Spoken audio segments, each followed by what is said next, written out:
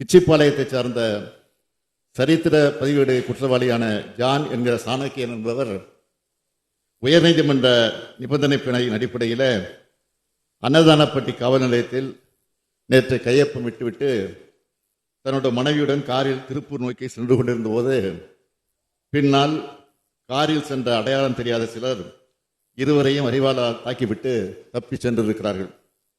காயமடைந்த சாணக்கியன் நிகழ்விடத்திலேயே உயிரிழந்து விட்டார்.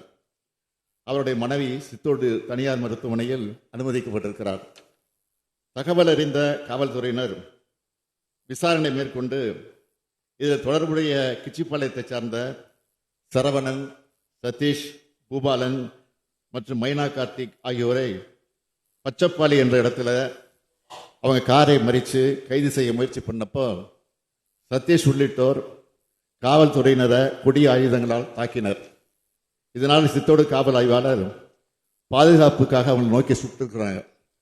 இதில் சதீஷ், சரவணன் மற்றும் பூபாலன் ஆகியோருக்கு காயம் ஏற்பட்டிருக்கு. இதனை அடுத்து சதீஷ் உள்ளிட்ட 4 பேரும் சிகிச்சைக்காக பெருந்துறை அரசு மருத்துவமனைக்கு அழைத்து செல்லப்பட்டிருக்கிறார். பின்னர் கோவை அரசு மருத்துவமனைக்கு அனுப்பப்பட்டனர். கிச்சிப்பாளையத்தை சார்ந்த சரித்திர பதிவேடு குற்றவாளி செல்லதுடன் கடந்த 2020ஆம் ஆண்டு சேலம் மாநகரில் கொலை செய்யப்பட்ட வழக்கில் சாணக்கியன் 2வது எதிரி என்பதாக அதுக்கு பழி வாங்குகிற நோக்கத்தில் இந்த சம்பவம் நடந்திருக்கலாம்னு முதற்கட்ட விசாரணையில் தெரியுது. காவல்துறையினர் தொடர்ந்து விசாரணை மேற்கொண்டு வருகிறார்கள். மாண்புமிகு பேரவைத் தலைவர் அவர்களே, தமிழ்நாட்டில் சட்டம் ஒழுங்கு நிலைமை குறித்து இங்கே சில கருத்துக்களை எதிர்க்கட்சி தலைவர் அவர்கள் போகிற போக்கில் சொல்லிட்டு போயிருக்கிறாரு. இவை குறித்த புள்ளி விவரங்களை இந்த அவைக்கு நான் தெரிவிக்க விரும்புகிறேன். காவல்துறை சுதந்திரமாக செயல்பட்டு குற்றவாளிகள் யாராக இருந்தாலும் எந்த கட்சியை சார்ந்தவராக இருந்தாலும் சட்டப்படியான நடவடிக்கைகள் மேற்கொள்ளப்பட்டு வருகின்றன. எந்த விதமான பாரபட்சமும் இதில் காட்டப்படுவதில்லை. குற்ற சம்பவங்கள் நிகழ்ந்த பிறகு மேற்கொள்ளப்படும் துரித நடவடிக்கைகள் ஒருபுறம், குற்ற சம்பவங்கள் நடைபெறாமல் இருக்க மேற்கொள்ளப்படும் முன்னெச்சரிக்கை நடவடிக்கைகள் மறுபுறம் என இரு வகையிலும் காவல்துறை நடவடிக்கையை மேற்கொண்டு வருகிறது. குறிப்பாக தொடர்ந்து குற்ற செயல்களில் ஈடுபடும் குற்றவாளிகள், கூலிப்படையினர் ஆகியோரின் நடவடிக்கைகள் உன்னிப்பாக கண்காணிக்கப்பட்டு முன்னெச்சரிக்கை கைது நடவடிக்கைகள் மேற்கொள்ளப்பட்டு தேவையான இனங்களில் குண்ட சட்டத்தின் கீழும் கைது செய்யப்பட்டு நடவடிக்கைகள் எடுக்கப்பட்டு வருகின்றன. கடந்த 2024ஆம் ஆண்டு மட்டும் 4571 சமூக விரோதிகள் அடையாளம் காணப்பட்டு குண்டர் சட்டத்தில் கைது செய்யப்பட்டிருக்கிறார்கள். தமிழ்நாடு காவல்துறை மேற்கொண்ட கடுமையான நடவடிக்கையின் காரணமாக 2023ஆம் ஆண்டு கொலை, கொலைமை சூழற்ற குற்றங்கள் 49,280 இருந்தது. 2024இல் 31,498 குறைந்துள்ளது. ஒரே ஆண்டில் 17,782 குற்றங்கள் குறைத்திருக்கிறோம். சில கொலை குற்றங்கள் நடைபெறும் காட்சிகள் சமூக ஊடகங்களில் வெளிவரும்போது அதிக எண்ணிக்கையில் குற்றங்கள் நடைபெறுவது போன்ற தவறான கருத்து திட்டமிட்டு பரப்பப்படுகிறது. உண்மையில் எண்ணிக்கையின் அளவில் பார்க்கும்போது 2024ஆம் ஆண்டில் கொலை குற்றங்கள் 6.8 விழுக்காடு குறைந்திருக்கிறது.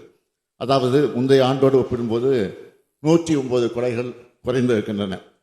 அதேபோல் பழிக்கு பழி வாங்கும் கொலைகளின் எண்ணிக்கையும் 2024ஆம் ஆண்டில் 42.72 விழுக்காடு குறைந்துள்ளது. முன்னெச்சரிக்கை நடவடிக்கை எடுக்கப்படுவதன் ஒரு பகுதியாக பொதுமக்கள் அதிக அளவில் கூடும் திருவிழாக்கள், பெரிய பொழுதுபோக்கு இடங்கள், சுற்றுலா தலங்கள் போன்ற இடங்களில் பொதுமக்களின் பாதுகாப்பை உறுதிப்படுத்திட காவல்துறை கூடுதல் எண்ணிக்கையிலான காவலர்களை ஈடுபடுத்தி எந்த விதமான சம்பவங்கள் நடைபெறாமல் செவ்வனே பணியாற்றி வருகிறார்கள் என்பதை இந்த அவையில் உள்ள மாமன்ற உறுப்பினர்கள் நன்கு அறிவார்கள். குற்றவாளிகளுக்கு தண்டனை வாங்கி தருவதில் இந்த அரசு சிறப்பு கவனம் செலுத்தி வருகிறது. 2023இல் 181 சரித்திர பதிவேடு குற்றவாளிகளுக்கு நீதிமன்றங்கள் மூலம் தண்டனை வாங்கி கொடுக்கப்பட்டுள்ளது என்றால் 2024இல் 242 சரித்திர பதிவேடு குற்றவாளிகளுக்கு தண்டனை வாங்கி கொடுக்கப்பட்டுள்ளது. நீதிமன்ற வழக்குகளில் காவல்துறை காட்டிய தீவிர அக்கறையே இதற்கு காரணம். குறிப்பிட்டு சொல்ல வேண்டும் என்றால் 2024 மட்டும் 150 சரித்திர பதிவேடு ரவுடிகளும் ஆயுள் தண்டனை அல்லது 10 ஆண்டுகளுக்கு மேல் கடுங்காவல் தண்டனை நீதிமன்றங்கள் மூலம் பெறப்பட்டுள்ளது.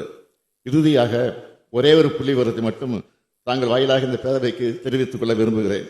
கடந்த 2012 முதல் 2024 ஆண்டுக்கான நிகழ்ந்த கொலைகளின் எண்ணிக்கை ஆண்டு வாரியாக ஒப்பிட்டு பார்க்கும்போது அதிமுக ஆட்சி காலத்தில், அதாவது 2012 ஆண்டு நிகழ்ந்த கொலைகள் எண்ணிக்கை 1943. இதுதான் கடந்த 10 ஆண்டுகளில் நிகழ்ந்த மிக மிக அதிகமான எண்ணிக்கைகள்.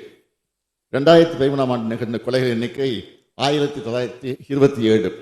கொரோனா காலத்திலும் லாக்டவுன் இருந்த போதும் அதிமுக ஆட்சி காலத்தில் 2026 ஆண்டில் நிகழ்ந்த கொலைகளின் எண்ணிக்கை 1661. கடந்த ஆண்டுகளில் வரலாறு விவாதிக்க தற்போது நமது ஆட்சி காலத்தில் காவல்துறை மேற்கொண்டு வரும் கடுமையான நடவடிக்கை காரணமாக கடந்த 12 ஆண்டுகளில் 2024 ஆண்டில் தான் மிக மிக குறைவான எண்ணிக்கையில், அதாவது 1540 கொலைகள் மட்டுமே நிகழ்ந்துள்ளன. இதுதான் உண்மை. இந்த நடுநிலையாளரும் பொதுமக்களும் நன்கு உணர்ந்திருக்கிறார்கள். குற்றங்களை தடுத்து பொதுமக்களின் பாதுகாப்பை உறுதி செய்து பொது அமைதியை தொடர்ந்து நிலைநாட்டி தமிழ்நாடு காவல்துறை என்பது தலைமையில் சிறப்பாக செயல்பட்டு வருகிறது. அங்கொன்றும் இங்கொன்றுமாக முன்விரோதம் காரணமாக நடைபெறும் சில நிகழ்வுகளை வைத்து இந்த அரசின் மீது படி சுமத்தி அரசியல் ஆதாயம் அட்டைய நினைப்போர் சென்ற ஆட்சியில் தமிழ்நாட்டு சட்டம் ஒழுங்கு எப்படி சீரழிந்து கிடந்தது என்பதை இங்கே நான் தெரிவித்த புள்ளி விவர அடிப்படையில் எண்ணி பார்க்க வேண்டும் என்று கேட்டு அமைகிறேன். நன்றி, வணக்கம்.